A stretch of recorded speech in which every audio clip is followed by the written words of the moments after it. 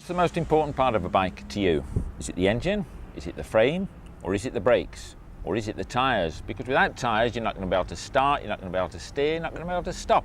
Well, we're here at Cooper Avon Tyres to see how they turn a block of this into those black hoops you see on the wheels. And to do the job, well, the man who's going to tell us about the job is Leo Smith, who is their technical products manager.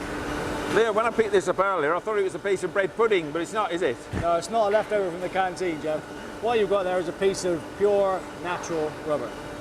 Okay, and so this is it in its raw state then before we see it in its black form. So how does it get into this sheet form that we see behind us? Where does the black come from for a start off?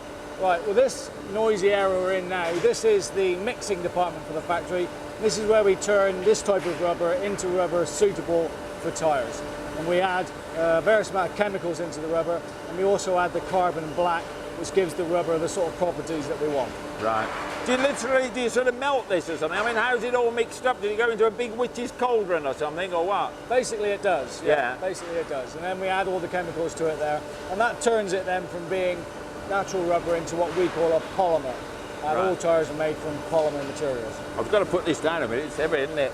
So you've mixed all this stuff, and then to get it into these sheets, how is that actually done into the sheet form? I mean, is it spread out, gone through rollers, or someone with a big rolling pin, is it, or what? How do we get to that? Very similar to that. We'll show you that next, to do a different part of the factory. But next it has to go through a machine called a Banbury. Right.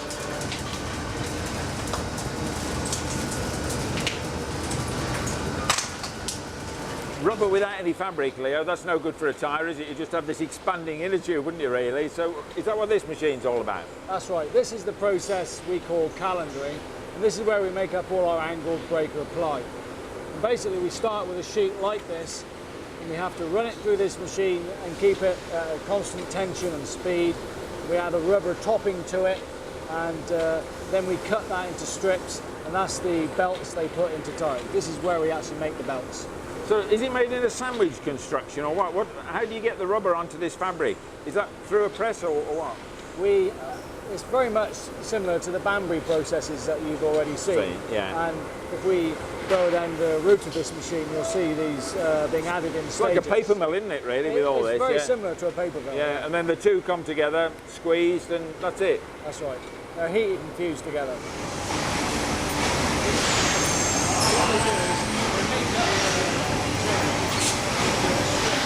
We've now seen the basic rubber production, the black stuff as it were, but these beads you were telling me about earlier, these are the actual beads that are in the sort of base of the tyre, aren't they? So how do we go about making those? Right, well the bead is obviously the way in which we secure the tyre to the wheel. The beads are made from steel, and I have a you bead have to here. have one there, yeah. And as you can see, this is made from several strands of steel wrapped around and coated in rubber. There's no join in the bead. It's basically, in effect, like a spring. Yeah. And we make this in this area of the factory here, and this is what holds the tyre onto the wheel. And then that's covered in rubber? And that's covered in rubber. Yeah. What we then do to that for a motorcycle tyre, excuse me. I wondered what you were doing for a minute. So did I for a second. Was this is quite an important piece of a motorcycle tyre. Yeah. This piece of rubber here is called the bead filler. Right. And that sits in the sidewall of the tyre above the bead area in this section here. Right, so it's that fatter section, that bottom bit. That's right. And that gives you a great deal of the properties of the stiffness of the sidewall of the motorcycle tyre. So it's obviously quite important. And this is the start of the actual tyre construction, isn't it? You get the bead, you get the filler, and then you build up the rest. That's right. So we're halfway to the part now where we've got the components we need to actually build the tyre. Well, it's good to sit down here, Leo. How many miles have we walked so far? Well, I don't know, it's a big place, isn't it? Very well is. What have we got here then? This is, I can recognise the beads in there and the breakers and all the rest of it and this fabric, but what do we call that section? What have we got? Right, now we've added our beads and all our plies, and this is now a basic tyre casing. This is actually an Azzaro casing for the new Azzaro sports tyres. So what we need to do now to finish that tyre off is we need to add a circumferential belt, which we add with a special winding process, and then we put a tread over the top of that. Right. And by the time we've done that, you end up with a finished built tyre. Then all we have to do is mould it. Okay, so you put this on the winding machine, as it were, spin the fabric cords around it. That's right. We put this on the machine, and then what the machine does then is it grips the tyre by the beads here, and then inflates the casing and shapes it to the correct shape for the tyre. It then spins the tyre, and whilst it's spinning the tyre, it then adds the start of the cord, and it winds one continuous strand of cord all the way across the tyre to the other side. That's in effect the drive belt of this tyre. Right. Over the top of that, then we add the tread.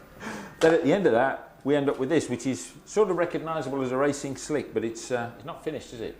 No, that's just a finished casing now ready to be moulded. It's a finished tyre, but it now has to have all the detail added into the tyre.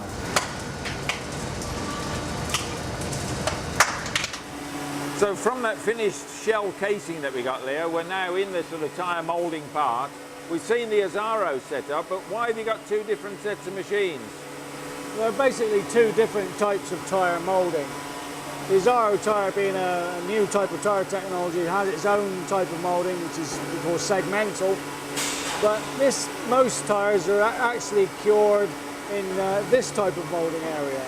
And these are two-piece moulds, what we call a clamshell mould, and because they open and close like a clamshell, and the tyres go into those moulds and they're forced into shape by heat, and all the detail in the sidewall and the tread pattern is added, and the rubber is cured for a time long enough that gives it the hardness of rubber that we desire for the tread, and then the tyre comes out of the mould into this area here and is allowed to cool for a while before it's moved.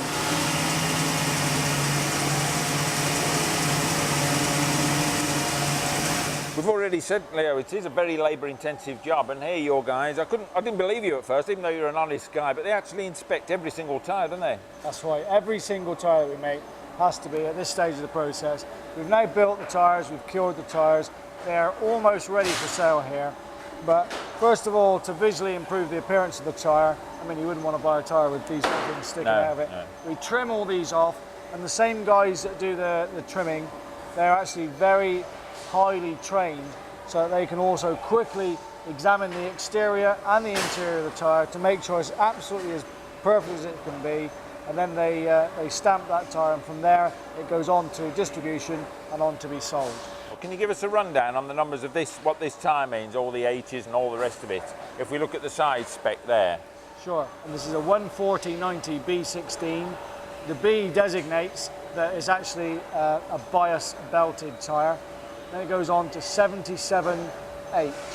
Okay, now that 77 relates to a figure on a scale to the amount of weight that the tyre can carry. Now, I think 77 is somewhere up around about 300 odd kilograms.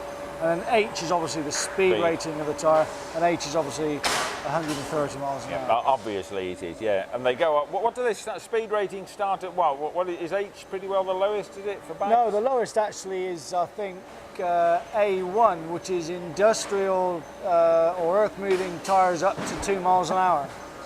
Not applicable to motorbikes. Not applicable. And then goes up to our friend the Z rated, which is for Mega Million, 190 mile an hour, is it, or 200 miles an hour? Well, Z is a higher rating than that now, W. Is it? And you'll get something now, a Z-rated tyre will also carry a W stamp if it's capable of doing more than, say, 270 kilometres an hour. I haven't seen any sort of speed testing yet. Where's that done? Right, that would be done in the rig house for the factory. So we're in this test bay now. That looks as though it's on a Harley-Davidson Fat Boy wheel, doesn't it? But that's a special wheel to mount the tyre, obviously. That's right. This is a static drum test where we would test the tyre for, say, high speed or endurance properties. And these tyres are always tested to a destruction point. We test it until we completely destroy the tyre. So a typical speed is what, on that Azzaro that's on there? What would you... Well, this tyre is rated to V280, which is 175 miles an hour. So if we were doing a high-speed test, we like to make sure that all our tyres, for example, go 2 levels above that. So we would expect that tyre to be capable of doing about 200 miles an hour. This is just the regulatory test needed to give the tyre the coating on the side. As you were saying before, yeah. But once all that we've made the tyres, we've built them, we've established the drum test and got all that passed, Then the fun part starts, because then you stick it on a motorcycle and then you do some real testing with it. And who does that? Do you do that? I do that, yeah. All right, well, we shall watch you doing that, but we'll bring you that another time.